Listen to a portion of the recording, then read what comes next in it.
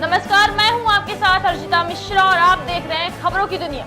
आइए नजर डालते हैं इस वक्त की बड़ी खबरों पर। बाराबंकी पुलिस अधीक्षक के निर्देशानुसार अपर पुलिस अधीक्षक डॉक्टर अवधेश सिंह के निर्देशन में क्षेत्राधिकारी सीमा यादव के सर्वेक्षण में 3 टीमों को गठित कर 72 घंटे में कुलदीप रावत के हत्यारों को गिरफ्तार किया गया। कुलदीप रावत की हत्या उसकी बीवी और उसके आशिक ने अपने साथियों के साथ मिलकर की। आपको बता दें, कुलदीप रावत की बीवी का एक व्यक्ति के साथ अवैध संबंध था, जिसके चलते उसने अपने साथियों के साथ मिलकर ये कदम उठाया, जिस पर कार्रवाई करते हुए बाराबंकी एसपी जमुना प्रसाद ने मामले को 72 घंटे में खुलासा करते हुए अपराधियों के साथ कुलदीप रावत की बीवी को कार्रवाई करते हुए जेल भेज दिया है। कोतवाली में 5 तारीख को शिवदीप रावत के एप्लीकेशन पे एक मुकदमा लिखा गया 302 का। एक नृशंस हत्याकांड हुआ था यहाँ पे, जिसमें गला काट करके हत्या कर दी गई थी एक वकील साथी की, कुलदीप रावत जिसका नाम था। इसमें 3 टीमें बनाई गई थी और इसमें बाकायदा सर्विलेंस के आधार पर, डिजिटल के आधार पर, मैनुअल इंटेलिजेंस के आधार पर सभी स्तरों पे पूछताछ किया गया और पूरा प्रकरण निकल के आया कि इसमें जो मृतक है उसकी पत्नी और उसके एक जो उसका साथी है मंटू उर्फ विवेक वर्मा और एक और साथी पंकज, इन तीनों ने मिलकर के इस जघन्य हत्याकांड को अंजाम दिया था। अवैध संबंधों में बाधक बनने के कारण इस पूरे घटनाक्रम को अंजाम दिया गया था। जो ये मृतक है कुलदीप रावत, उसका 7-8 वर्ष पूर्व विवाह हुआ था। उसके एक 4 वर्षीय बच्चा भी था, जिसमें 2 साल से आज़ाद नगर में एक ब्यूटी पार्लर चल रहा था, लक्ष्मी ब्यूटी पार्लर के नाम से। उसी के क्रम में एक मिंटू उर्फ विवेक वर्मा जो लाइट एंड टेंट हाउस का काम चलाता था और उससे अवैध संबंध हो गया था। इसी क्रम में मिंटू बार बार दबाव डालता था महिला पे कि तुम हमारे साथ भाग चलो, इसको छोड़ दो और हम लोग कहीं और अपनी व्यवस्था कर लेंगे। जब इस बात के जानकारी मृतक को हुई तो वो उसमें और उसकी पत्नी में बार बार विवाद होने लगा था, लगातार विवाद हो रहे थे। इसी में जब लगा कि मिंटू को कि अभी ये लड़की हमारे साथ नहीं जा पाएगी और ये बाधक बने रहेगा बार बार हमारे प्रेम संबंधों में, तो उसने पूरी साजिश के तहत 2-3 हफ्ते पहले एक प्लान बनाया, जिसमें एक पंकज जो लक्ष्मी ब्यूटी पार्लर के बगल में ही मोबाइल शॉप चलाता था, उसको भी शामिल किया प्लान में और उसी के माध्यम से एक फेक डील तैयार करवाया कि हम इसको बुलाओ कि खेत की डील करनी है, जिसमें 4-5 लाख रुपए इसको मिल जाएंगे और उस तरीके से पंकज को शामिल करके पंकज के माध्यम से ही खेत के पास बुलवाया, वहां दिखाने के लिए कि ये खेत है और इसकी डीलिंग करनी है और बिकवाना है और इसके बाद इसको 4-5 लाख रुपए मिल जाएंगे। पंकज ने मृतक को रात में बुलाया और वहाँ पे मृतक गया और जहाँ पे मिंटू भी मौजूद था, दोनों ने मिल करके गला काट करके उसकी हत्या की और उसके बाद वहाँ से जो पत्नी थी उसको फ़ोन करके कहा कि अब तुम थाने पे जाओ और सभी को बताओ कि तुम्हारा पति गायब हो गया है और ये कहीं मिल नहीं रहा। इस तरीके से पूरा षड्यंत्र रचा गया था, वर्कआउट हुआ है। तीनों अपराधी इसमें जो पत्नी थी वो और जो पंकज और इसमें मंटू उर्फ विवेक, ये तीनों गिरफ्तार हुए हैं। गिरफ्तार करके अब इनको जेल भेजा जा रहा है, विधिक कार्रवाई की जा रही है। बाराबंकी से केकेडी न्यूज संवाददाता विजय कुमार पाठक की रिपोर्ट। अलीगढ़ के लोधा इलाके में 14 सितंबर को देश के प्रधानमंत्री नरेंद्र मोदी राजा महेंद्र प्रताप सिंह विश्वविद्यालय का उद्घाटन करने के लिए पहुंचेंगे। आपको बता दें, उससे पहले प्रदेश के मुख्यमंत्री योगी आदित्यनाथ ने पीएम मोदी के लिए बनाए जा रहे मंच का निरीक्षण किया। और चित्रकूट, तो अलीगढ़ रोड में जो लगभग 200 एकड़ लैंड डिफेंस कॉरिडोर के लिए यहां पर हम लोगों ने आरक्षित की है, उसमें 19 निवेशकों को लगभग 1500 करोड़ रुपए के निवेश से संबंधित भूमि आवंटन की कार्रवाई यहां पर संपन्न होगी। एक भव्य आयोजन होगा और अलीगढ़ जो अब तक हार्डवेयर के लिए जाना जाता था, अलीगढ़ के ताले दुनिया में मशहूर हैं, इसको एक नया मंच मिलेगा आगे बढ़ने का। स्वाभाविक रूप से 1 डिस्ट्रिक्ट 1 प्रोडक्ट में भी हम लोगों ने अलीगढ़ के हार्डवेयर को रखा है और प्रधानमंत्री जी का आगमन न केवल महाराजा महेंद्र प्रताप सिंह जी के प्रति केंद्र और प्रदेश सरकार की विनम्र श्रद्धांजलि होगी।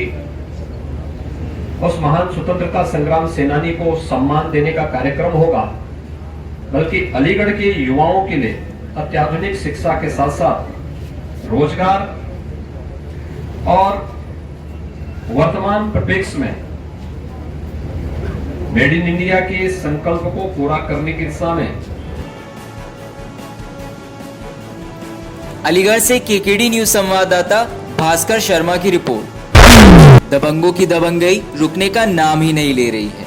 पुलिस प्रशासन के द्वारा कार्रवाई न होने से उनके हौसले और बुलंद होते जा रहे हैं। ऐसा ही एक मामला कन्नौज से सामने आया है, जहां दबंगों ने ये तक नहीं देखा कि वो जिस पर हाथ उठा रहे हैं वो एक महिला है। जी हां, दबंगों ने एक महिला कोटेदार और उसकी बेटी के साथ बेरहमी से मारपीट की, जिस पर पुलिस प्रशासन अपनी आंख मूंदे बैठा है। कार्रवाई ना होने की वजह से उनके इरादे और बुलंद हो गए और दबंगों ने महिला को धमकी दी है कि अगर वो पुलिस के पास गई तो उसकी बेटी को घर से उठा लेंगे। इससे डरकर महिला ने पुलिस अधीक्षक के सामने पेश होकर न्याय की उम्मीद करते हुए फिर से प्रार्थना पत्र दिया है। मामला है 5 तारीख को राशन वितरण हो रहा था, तो उसमें मेरी बेटी बैठ के बात हुई थी और उसमें इन लोगों ने पकड़ा किया, मेरी बेटी को मारपीट की और मुझे भी मतलब धक्के दे दिए। और उसके बाद में जब मैं थाने गया एप्लीकेशन देने, तो कोई पुलिस नहीं आई 5 तारीख को। उसके बाद वो मेरा मुकदमा मतलब दिया गया और उसके बाद वो उन्होंने मेरा मुकदमा लिखा गया। उन्होंने दबाव गौरव पटेल प्रधान और आके उनको लेकर आते हैं, हम पे दबाव बनाते हैं कि समझौता ना किया तो तेरी लड़की को उठा लेंगे और तुझे मार देंगे जान से। उस दिन मेरे पति खेत पे गए तो इन लोगों ने गिरफ्तार किया। उनसे भी कहा है मैं मार दूंगा तुझे अगर समझौता नहीं हुआ तो। क्या मामला है भाई? मामला यही है कि मारपीट करते हैं, यहाँ पर आते हैं, गाली गलौज करते हैं। कौन लोग गाली गलौज करते हैं? गाली देते हैं। कौन लोग गाली गलौज करते हैं? ये पार्टी जो प्रधान मौजूद ही प्रधान है, वर्तमान प्रधान है, गाली गलौज करते हैं। कौन लोग हैं? गौरव पटेल, चंदन पटेल। कौन कौन लोग हैं? श्याम पटेल, चंदन पटेल, गौरव पटेल। कहाँ के रहने वाले हैं? ये लोग यहाँ क्या करते हैं आके? गाली गलौज करते हैं। किसके साथ मारपीट करते हैं? क्या नाम है बेटा आपका? गुड़िया। क्या मामला है? ये देखो पर्ची आई है प्रधान द्वारा, इनके हम क्या राशन दें और मना करते हैं तो रजिस्टर फाड़ देते हैं। रजिस्टर कौन फाड़ जाता है आगे? एक प्रधान के परिवार के ही हैं, गौरव पटेल के ही। आपने मना किया था जब यहाँ पर आके बदतमीजी कर रहे थे? हाँ मना किया था। फिर उन्होंने क्या बोला? उन्होंने गाली गलौज दी।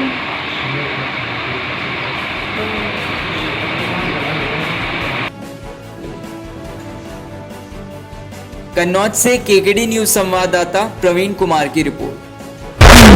रायगढ़ जिले धर्म जयगढ़ में महिला घरेलू हिंसा का शिकार हुई, जिसे एमएलसी की रिपोर्ट की ओरिजिनल कॉपी थाने से ना आ पाने के कारण जिला चिकित्सालय के इमरजेंसी वार्ड में भर्ती नहीं किया गया। घाव से खून ज्यादा बह जाने के कारण घर वाले घबराकर मीडिया कर्मियों के पास पहुंचे। मौके पर पहुंची मीडिया को देखकर जिला चिकित्सालय के लोगों ने इलाज शुरू करा।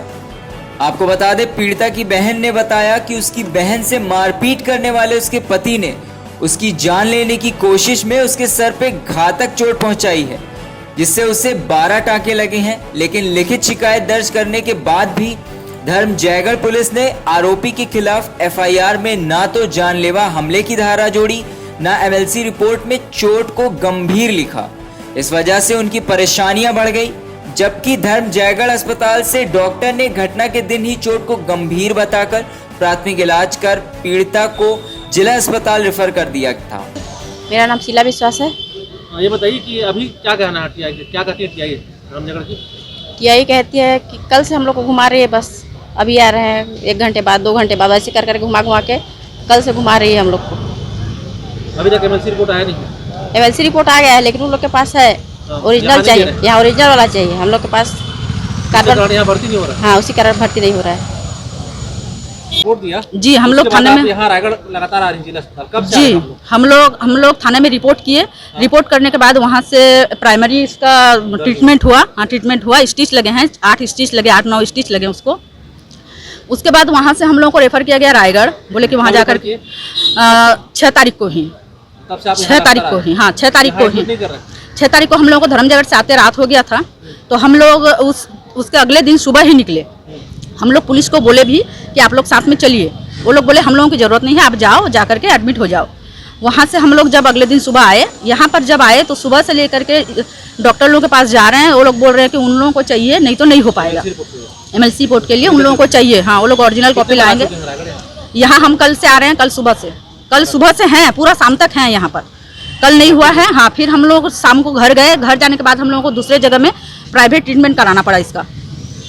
उसका ट्रीटमेंट नहीं हो पा रहा सर, एडमिट नहीं हो पा रही। MLC रिपोर्ट है जहाँ तक आप बोल रहे हो 3 दिन से आ रही है, और 3 दिन से इवनिंग समय में 2 से 8 तक मेरी ड्यूटी है, लगातार मैं देख रहा हूँ। तो 3 दिन मेरे सामने तो इस तरह कोई पेशेंट नहीं आया। इसको मैंने मना किया वो भर्ती करने के लिए, और उसको ज़रूरत हो भर्ती करने की, और उसको मैंने मना किया हो। ऐसा तो कोई पेशेंट नहीं आया मेरे साथ। सर, ऐसा कोई नियम है क्या कि MLC की अगर कॉपी होगी तो उसको एडमिट नहीं करते? नहीं, ऐसा कोई नियम नहीं है कि MLC की ज़रूरत है भर्ती करने के लिए। हम पेशेंट कंडीशन के हिसाब से उसको एडमिट करते हैं।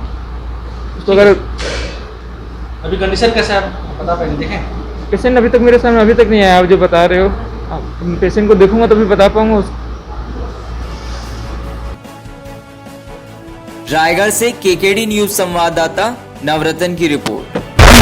पुलिस अधीक्षक चित्रकूट धवल जायसवाल के निर्देशन में मादक पदार्थों की तस्करी और बिक्री की रोकथाम के लिए चलाए जा रहे अभियान के क्रम में अपर पुलिस अधीक्षक शैलेंद्र कुमार राय और क्षेत्र अधिकारी के मार्गदर्शन में प्रभारी निरीक्षक और उनकी टीम को मुखबिर द्वारा सूचना प्राप्त हुई कि महुटा रुपौली मछरियापुरवा में 2 व्यक्ति भारी मात्रा में गांजा बेचने जा रहे हैं, जिस पर कार्रवाई करते हुए पुलिस ने 2 अपराधियों को 26 किलो सूखा गांजा और 92 किलो हरा गांजा के साथ गिरफ्तार किया। के अंतर्गत जनपद चित्रकूट पुलिस ने एक सराहनीय कार्य करते हुए खेत से जो गांजे की पूरी खेती थी उसको नष्ट किया है, और वहां से करीब 118 किलो से ज़्यादा गांजा बरामद किया गया है। इसमें कुछ सूखा गांजा है, कुछ हरा गांजा है, और इसमें 2 अभियुक्तों को गिरफ्तार करके आगे की विधिक कार्रवाई की जा रही है।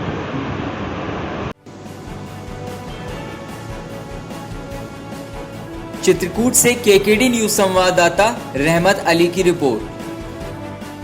इसी के साथ ही आप बने रहे हमारे साथ और देखते रहिए खबरों की दुनिया। खबरों की दुनिया को लाइक, शेयर, सब्सक्राइब करना बिल्कुल ना भूलें।